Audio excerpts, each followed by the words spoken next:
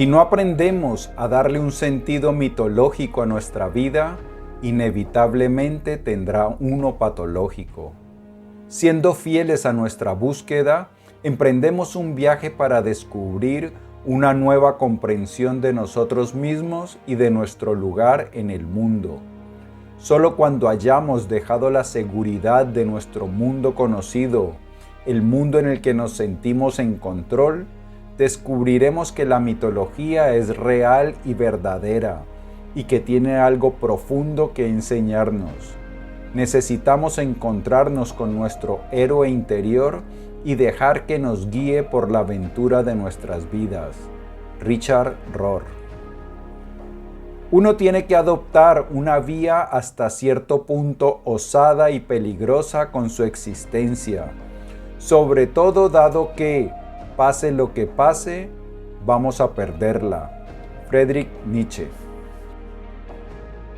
Tal vez la mejor forma de vivir nuestra vida es considerarnos a nosotros el héroe de la historia y considerarnos el héroe con todas sus implicaciones, ir y afrontar los desafíos, ir y trabajar para adquirir nuestros superpoderes y de esta manera también brindarle al mundo el alivio que necesita.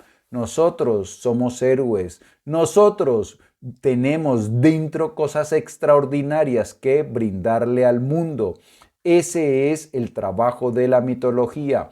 Ayudar a interpretar nuestra vida, nuestra posición en el mundo para que podamos vivir de la forma más extraordinaria. En este episodio de las Notas del Aprendiz vamos a hablar acerca de la mitología de nuestro viaje personal, del viaje del héroe, de cómo este nos ayuda a vivir de la mejor manera posible, alcanzar todo nuestro potencial y además vivir una vida llena de logros y satisfacciones, una vida extraordinaria.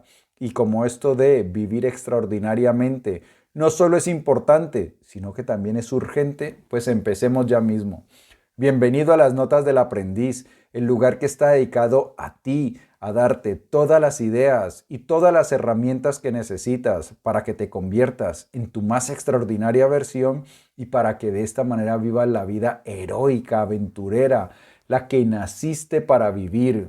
Mi nombre es Pablo Arango y si esta es la primera vez en las Notas del Aprendiz, por favor, considera suscribirte para que no te pierdas ninguna de estas valiosísimas ideas. Bien, en este episodio de las Notas del Aprendiz vamos a hablar, entre otras cosas, de este gran libro. Se llama En busca de la felicidad, escrito por Joseph Campbell, que en su momento, mientras vivía, era quizá el mayor experto del mundo en mitología.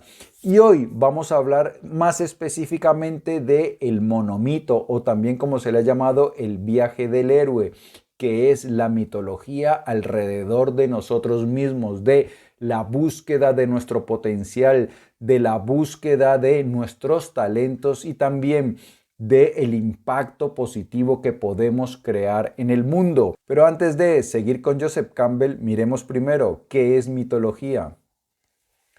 Los mitos son historias sagradas que explican el mundo y la experiencia del hombre. Los mitos son tan relevantes para nosotros hoy como lo fueron para los antiguos. Los mitos responden a preguntas que nunca pierden vigencia y sirven como brújula para cada generación. Los mitos del paraíso perdido, por ejemplo, dan a las personas la esperanza de que, al vivir una vida virtuosa, podrán acceder a una vida mejor. Los mitos de una edad de oro dan a la gente la esperanza de que hay grandes líderes que mejorarán sus vidas. El viaje del héroe es un modelo a seguir para hombres y mujeres que aceptan la responsabilidad de convertirse en adultos. Algunos mitos simplemente tranquilizan, como los mitos que explican los fenómenos naturales como acciones de dioses en lugar de hechos arbitrarios de la naturaleza. Bien, el mito de el viaje del héroe nos ayuda a entender cómo podemos vivir de una manera heroica, cómo podemos hacer realidad nuestro potencial, cómo podemos buscar dentro de nosotros esas cualidades extraordinarias que yacen ahí y cómo podemos conectar con el mundo para brindarle ese tesoro que nosotros tenemos dentro. Mejor dicho, el mito del héroe nos ayuda a vivir vidas extraordinarias, porque todos tenemos la capacidad de vivir vidas extraordinarias. Bueno, hay algunos que no, pero son una pequeña minoría. Escuchemos lo que sigue. Algunas personas, ¿qué duda hay?, nacen y están destinadas a ser comunes, a vivir sus vidas sin un propósito significativo. Pero eso es relativamente raro. La mayoría de las personas tienen el poder de ser creativas y algunas lo tienen en grado sobrehumano. Pero muchas personas, quizá la mayoría, están contentas con los placeres y satisfacciones pasajeros del lado animal de nuestra naturaleza. De hecho, muchas personas considerarán que sus vidas fueron exitosas si las viven con un dolor mínimo, experimentando circunstancias agradables a cada momento, un día tras otro, y gozando de la aprobación general de quienes los rodean. Esto, a pesar de que a menudo tienen dentro de sí la capacidad de hacer algo que quizá ningún otro ser humano haya hecho jamás. El simple hecho de hacer lo que otros han hecho suele ser seguro y cómodo, pero hacer algo verdaderamente original y hacerlo bien, sea apreciado por los demás o no, de eso se trata realmente el ser un ser humano. Y es eso solo lo que justifica el amor propio que da origen a sentirse orgulloso de uno mismo. Richard Taylor, Restaurando el Orgullo. Esto es lo que nos dice el filósofo norteamericano Richard Taylor, que todos tenemos la capacidad de hacer algo extraordinario. Bueno, casi todos, la mayoría. Pero, ¿qué es lo que ocurre? Preferimos quedarnos en la comodidad de lo conocido. Como yo aquí estoy seguro y como aquí yo controlo esto, pues mejor no me busco líos. Y entonces eso es lo que nos hace darle la espalda a nuestra vocación, al llamado, a la aventura que nos hace la vida. Y entonces, por quedarnos ahí tranquilitos, pues no vamos y exploramos esas aventuras, no vamos y enfrentamos esos desafíos que nos está proponiendo la vida. Y es que claro, el mito del héroe habla de la posibilidad de alcanzar nuestro potencial, de vivir aventuras extraordinarias, pero también hay peligro. Joseph Campbell nos cuenta en este libro, En busca de la felicidad, del cual dejo un vínculo por si quieres saber más en la descripción, la historia del rey Arturo que ejemplifica cómo es el viaje del héroe. Escuchemos. Hay una historia que refleja, en mi opinión, el hecho esencial de tener el coraje de buscar, descubrir y vivir la propia vida. Procede del romance artúrico titulado La búsqueda del Santo Grial, escrito por un monje anónimo del siglo XIII. Hay un momento en el que todos los caballeros están reunidos en el salón de banquetes alrededor de la mesa redonda. Pero el rey Arturo no quiere que nadie empiece a comer hasta que hayan vivido una aventura. Eran tiempos, al parecer, en los que las aventuras eran más que normales, de modo que la gente no pasaba mucha hambre. Y ahí se quedaron, esperando, hasta que la aventura se presentó. El Santo Grial se mostró a la asamblea de caballeros, pero no en todo su esplendor, sino oculto tras un paño resplandeciente. Luego desapareció y dejó estupefactos y en silencio a los presentes. Poniéndose entonces en pie, Gawain, el sobrino de Arturo, dijo: «Propongo que vayamos todos en busca de este grial». Y así llegamos al momento que más nos interesa. El texto dice: «Y, pensando que sería una desgracia ir en grupo, cada uno se adentró en el bosque por el lugar elegido, por donde más oscuro estaba y no había camino ni sendero. Es decir, Uno se adentra en el bosque por su punto más oscuro, por donde no hay camino, porque si hay un camino o sendero, se trata del camino o del sendero de otro. Pero como cada ser humano es un fenómeno único, la idea consiste en encontrar nuestro propio camino a la felicidad. Esto es lo que ocurre en el viaje del héroe. En el viaje del héroe, algo que es frecuente, algo que ocurre en los diferentes mitos alrededor del mundo, es que el héroe es llamado a adentrarse en una zona desconocida, peligrosa. En Europa era muy frecuente, dada la geografía, que el héroe tuviera que adentrarse en el bosque. En Asia, por ejemplo, donde están rodeados de océanos, es muy frecuente que el héroe tenga que adentrarse en el océano. Entonces, en el caso de este romance artúrico, lo que dicen es que los héroes tenían que ir solos y que se entraron al bosque por un sitio donde no había sendero y por donde estaba más oscuro. Y esto es algo que realmente pasa, porque muchos de nosotros no sabemos cuál es nuestro propósito, cuál es nuestro talento, qué camino debemos seguir por nuestra vida. Por eso, si nosotros vemos que en nuestro camino, nuestro sendero, si nosotros vemos que delante de nosotros se abre una senda despejada donde está claramente señalizada cuál es el rumbo que debemos coger, pues esa podemos estar seguros que no es la nuestra, es la de otra persona. Por eso es muy frecuente que nosotros digamos, vale, me gustaría encontrar mi propósito, me gustaría emprender mi viaje del héroe, pero no sé por dónde. Pues bien, para eso tenemos a nuestro amigo Friedrich Nietzsche, que nos da sabias palabras para encontrar ese propósito. Que el alma joven observe en retrospectiva su vida y se pregunte, ¿qué es lo que de verdad has amado hasta ahora? ¿Qué ha atraído a tu espíritu? ¿Qué es lo que lo ha dominado y a la vez bendecido? Coloca ante ti estos objetos venerados y tal vez su naturaleza y su orden te revelen una ley, la ley fundamental de tu verdadero ser. Friedrich Nietzsche. Friedrich Nietzsche lo que nos recomienda es que miremos hacia atrás nuestra vida y pensemos en aquellas cosas que nos daban alegría, aquellas cosas que dominaban, aquellas cosas que no podíamos sacarnos de nuestra cabeza. Más pequeño, cuando era yo mucho más joven, niño, era el fútbol lo que dominaba mi mente. Si hubiese yo de pronto contado con alguna guía, pues me hubiera dedicado al fútbol, algo relacionado con el fútbol.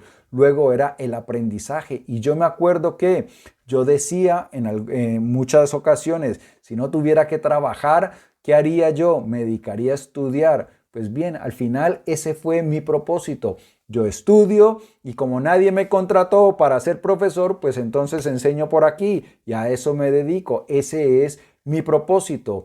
Pero vamos con Joseph Campbell, que también nos cuenta una historia similar y muy interesante acerca de su propósito. Pensé mucho en estas cosas mientras crecía. No sé cuál es mi verdadero yo o mi conciencia, pero sí sé lo que es la felicidad. La felicidad, o bliss en inglés, es esa sensación profunda de estar presente, de estar haciendo lo que tenemos que hacer para ser nosotros mismos. Poco importa para ello tener o no dinero. Volví de mis años de estudiante en Alemania y París 3 semanas antes de la crisis de 1929 de la bolsa de Wall Street y luego pasé 5 años sin trabajo. Afortunadamente para mí, como no disfruté de bienestar económico, así que, sin tener mucho más que hacer, pude dedicarme a leer y buscar la felicidad. Así me la pasaba, continuamente al borde del éxtasis. Eso es precisamente lo que les he dicho siempre a mis alumnos: buscad vuestra felicidad. He pasado años observando el modo en que los jóvenes toman decisiones con respecto a sus carreras. Solo hay en este sentido dos posibles actitudes. La primera consiste en seguir a tu bliss a tu felicidad y la otra perderse en proyecciones sobre dónde ganará uno más dinero cuando se gradúe. Pero las cosas en este sentido cambian muy deprisa y por más que el joven decida que este es el año del ordenador, el año que viene será el año del dentista y así sucesivamente. Las cosas, cuando llegue el momento, habrán cambiado. Pero si hemos descubierto dónde se halla el centro real de nuestro bliss, tendremos eso. Quizá no tengamos dinero, pero tendremos nuestro bliss. Nuestra felicidad, nuestro bliss, puede guiarnos hasta ese misterio trascendente, porque la felicidad es el manantial de la energía de la sabiduría trascendente que reside en nuestro interior. De modo que, cuando la felicidad concluya, sabremos que nos hemos desconectado de ese manantial y volveremos de nuevo a buscarlo. Así que nuestro bliss será el Hermes, nuestro perro guía que nos mostrará el rastro invisible. Ese es el camino. Así es como uno elabora su propio mito. Así que para encontrar nuestra senda debemos, como decía Nietzsche y como decía Joseph Campbell, buscar aquello que nos hace feliz, mirar hacia atrás en nuestra vida y decir, bueno, ¿cuáles son las cosas que me emocionaban? ¿Cuáles son las cosas que me entusiasmaban? Y aquí en esta historia de Joseph Campbell encontramos que llegó de estudiar en 1929 y estalló la depresión económica más fuerte que ha habido en los últimos años, en los últimos decenios en el planeta. Y entonces estuvo 5 años sin poder trabajar porque no había empleo. ¿Y qué pasó? Pues se dedicó a estudiar hasta que por fin pudo encontrar un empleo. Este pasaje cuando lo leí me cayó como un rayo porque es exactamente la misma historia mía. En el 2008 hubo una gran crisis, yo perdí mi empleo, perdí todo lo que tenía y no podía encontrar trabajo. ¿Y qué hice yo? Me dediqué a leer, a aprender muchísimas cosas y leía vorazmente hasta que luego encontré una forma de compartir ese conocimiento, eso que había aprendido y encontré mi camino, mi sendero. Pero como lo había dicho antes, ese viaje del héroe es peligroso porque también durante ese tiempo que no podía encontrar trabajo y que habían pocos ingresos, pues la situación era difícil. Por eso no es un juego. El viaje del héroe es algo que entraña serios peligros, pero quizá el peligro más grande es no emprender ese viaje del héroe, porque entonces si no le damos siquiera la oportunidad, pues desperdiciaremos grandes cosas y muy probablemente seremos infelices. Escuchemos ahora al gran psicólogo humanista Abraham Maslow, que tiene también palabras serias y sabias que decirnos. Si planeas ser algo menos de lo que eres capaz de ser, probablemente serás infeliz todos los días de tu vida.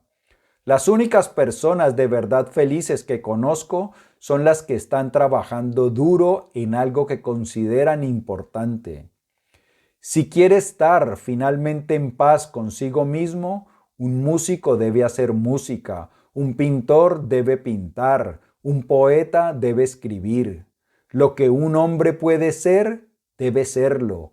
Esto es lo que llamamos autorrealización.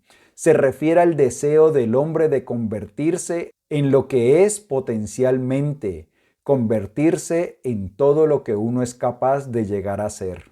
Esto es algo que también he vivido. Muchas personas de mediana edad que le han dado la espalda a su vocación empiezan a encontrarse intranquilos, empiezan a ver que no son felices, o sea, que es real, que la posibilidad de infelicidad por no alcanzar nuestro potencial, por no buscar, por no llegar a ser todo lo que podemos llegar a ser, es real. Y hay una de las cosas que me acuerdo que decía Steven Pressfield, que es un gran escritor que habla mucho acerca de la vocación también, que decía que el no trabajar en nuestro potencial es causa también de separaciones, de divorcios. ¿Por qué? Pues resulta que yo como le he dado la espalda a mi vocación, entonces me encuentro inquieto, infeliz, no hallo paz. ¿Y qué es lo que entonces empezamos a buscar? ¿Cuál es el culpable? ¿A quién le echo la culpa? ¿Por qué no soy feliz? Y entonces nos acordamos que en las novelas, que en los cuentos de hadas nos han dicho que una vez uno se casa, vive feliz para siempre. Entonces, claro, yo no soy feliz y a mí me han dicho que una vez me caso iba a ser feliz. Entonces, ¿quién va a ser la culpable? Pues mi pareja, este o esta, claro, es que era otra cosa distinta cuando me enamoré, ahora ya me ha salido un bicho muy raro y entonces esa es la culpable de que yo no sea feliz. No, realmente el culpable somos nosotros mismos que le hemos dado la espalda a nuestra vocación y entonces pues empezamos a buscar chivos expiatorios, empezamos a buscar a quién le echamos la culpa, al gobierno, a la política, a mi jefe, a mi pareja, al destino, a quien sea. Pero resulta que el culpable somos nosotros, que no hemos tenido la valentía de dar respuesta positiva al llamado que nos ha hecho la vida. Ahora bien, este viaje del héroe tiene tres partes importantes. La primera es el llamado. Entonces sentimos ese llamado, sentimos que nos convocan, tenemos la inquietud de hacer algo, pero ahí es donde tenemos que tomar una decisión seria. Y muchos, aquí es donde fracasamos, donde empezamos a decir, me gustaría cantar, pero es que no, ¿quién soy yo para ser cantante? Me gustaría actuar, pero no, ¿quién soy yo para ser actor? Me gustaría ser emprendedor, pero no, ¿quién soy yo para ser emprendedor? Entonces, dudamos de nosotros mismos y le damos la espalda a ese llamado. Pero si el protagonista de nuestra historia dice que sí al llamado, luego viene la segunda parte del viaje, que es efectivamente cuando tienen que adentrarse en el bosque. La primera parte, si volvemos otra vez a la historia del romance artúrico, es cuando aparece el Santo Grial en la mesa redonda. Entonces los caballeros son convocados y entonces van, dicen que sí a la aventura. Luego tienen que adentrarse en el bosque, solos por donde no hay sendero. Entonces, ¿esto a qué equivale? Que cuando nosotros entramos y decidimos, vale, vamos a ser músicos, vamos a ser poetas, vamos a ser emprendedores. Y entonces ahí comienza nuestro aprendizaje. Todavía no sabemos componer versos, todavía no sabemos componer canciones, todavía no sabemos llorar ante la cámara, pero empezamos a aprender y trabajamos. Y ahí, ¿por qué es oscuro? Porque no sabemos si vamos a reunir el talento suficiente para triunfar, para llegar hasta nuestro destino. Entonces es un viaje donde nos sentimos como impostores. No aprendo nada, no sé nada. Vemos a los otros que saben, a los virtuosos que tocan el piano de maravilla y nosotros nos vemos como chapoteamos esas teclas y entonces eso nos llena de angustia. No sabemos si algún día vamos a llegar a ser tan virtuosos como ellos, pero seguimos avanzando por ese bosque oscuro, seguimos aprendiendo nuestro arte, nuestra vocación. Y llega el tercer momento, que es la apoteosis. Miremos lo que nos dice Joseph Campbell. El tercer estadio del camino es la realización de la apoteosis, que es cuando descubrimos lo que estamos buscando. El ejemplo paradigmático de esta situación es el momento en el que Siddhartha Gautama alcanzó la budeidad y comprendió que él era el Buda. Pues sí, llega un momento en que nos damos cuenta que efectivamente que después de mucho escribir somos escritores, que después de mucho cantar somos cantantes, que después de mucho pintar somos pintores. Y no solo eso, nos damos cuenta que depende de nosotros llegar a ser grandes pintores, que no hay nadie que nos lo impida, que dentro de nosotros yace la capacidad de llegar a lo más alto de nuestra profesión. Y aquí es una parte difícil porque sabemos que elevarnos hasta un lugar destacado dentro de nuestra profesión, de nuestra vocación, requiere disciplina, requiere convertirnos en espíritus dedicados, requiere que dejemos caer de nuestra vida lo superfluo, lo que no aporta, lo que nos quita tiempo para dedicarnos a eso que hemos elegido. Y entonces, pues ese es otro momento cumbre de nuestra existencia, cuando decimos que nos vamos a volver espíritus dedicados porque no solo queremos llegar a ser cantantes, sino muy buenos cantantes. Y luego viene la parte cuando regresamos, cuando hemos aprendido algo y tratamos de compartir eso con el mundo. Volvamos con Joseph Campbell. La idea general consiste en traer con nosotros aquello que nos propusimos recuperar, a saber, el potencial rechazado y suprimido que descansa en nuestro interior. El sentido último de este viaje consiste en la reintegración al mundo de este potencial, es decir, a nuestra vida en el mundo. Uno debe traer consigo este tesoro de comprensión e integrarlo a una vida normal. Pero hay que decir que se trata de una empresa nada fácil y que traer de vuelta ese regalo puede ser todavía más duro que la inmersión inicial en nuestras profundidades. Pues bien, incorporarse a la vida después de haber deambulado por el bosque o haber estado en el vientre de la ballena puede ser difícil. Integrar nuestro don, nuestro llamado, nuestra vocación al mundo puede ser complicado y pueden ocurrir tres cosas. Primero, que el artista no regrese, que se quede ahí. Es decir, es el caso del pintor que dice que no va a sucumbir a los atractivos comerciales y que se va a quedar en su sótano pintando. Y luego, cuando muere, quizá alguien descubre sus obras y se da cuenta que era un gran genio. El segundo es aquel que cae, que sucumbe al espíritu comercial, que dice, vale, ¿qué es lo que quiere el mundo? Y entonces dice, vale, pues el mundo quiere, yo soy músico y el mundo, ¿qué es lo que quiere? Reggaetón. Y entonces empieza a cantar esas letras tan prodigiosas del reggaetón. Porque aunque le gustaría contar algo diferente, termina cantando reggaetón porque es lo que más vende. Y la tercera es la persona que busca la manera de enseñarle al público su arte.